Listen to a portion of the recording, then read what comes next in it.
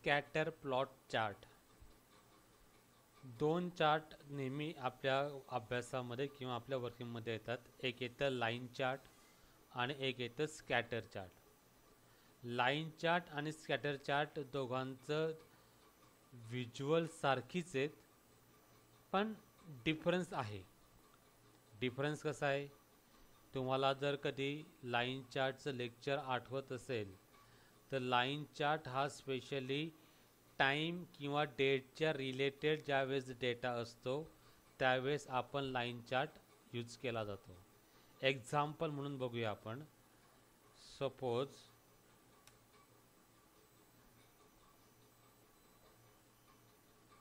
this is the y-axis and this is the x-axis. आणि ज्या वेळेस टाईमच्या रिलेट सॉरी ज्या वेळेस टाईम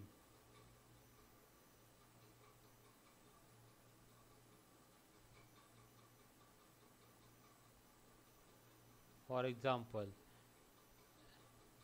1 वाजेला टेम्परेचर किती होतं, तर फॉर एक्झाम्पल 1 वाजेला टेम्परेचर होतं 30 डिग्री सेल्सिअस. 2 वाजेला किती होतं, 2 वाजेला होतं 32 डिग्री सेल्सिअस. 3 वाजेला किती होतं 35 डिग्री सेल्सिअस. 4 वाजेला किती होतं तर 40 डिग्री सेल्सिअस.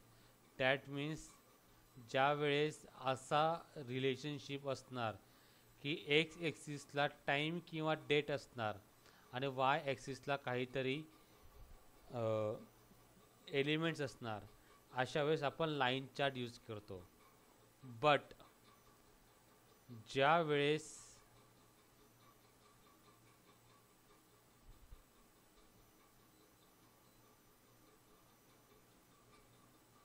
एक्स ॲक्सिस आणि वाय ॲक्सिस इथे टाईम आणि अदर रिलेशन नसेल पण इतर कुठले रिलेशनशिप असेल त्यावेळेस स्कॅटर चार्ट यूज केला जातो. जसं की याच्यामध्ये बघूया आपण एक्सेल शीटमध्ये.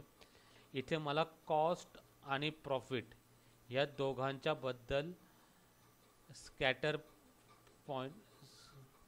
स्कॅटर चार्ट मला प्लॉट करायचा आहे.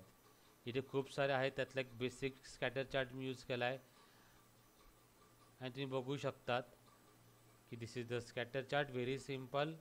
On the x-axis there is a cost, and on the y-axis there is a profit. Okay guys, this is all about the scatter chart. It's very simple. Have a nice day.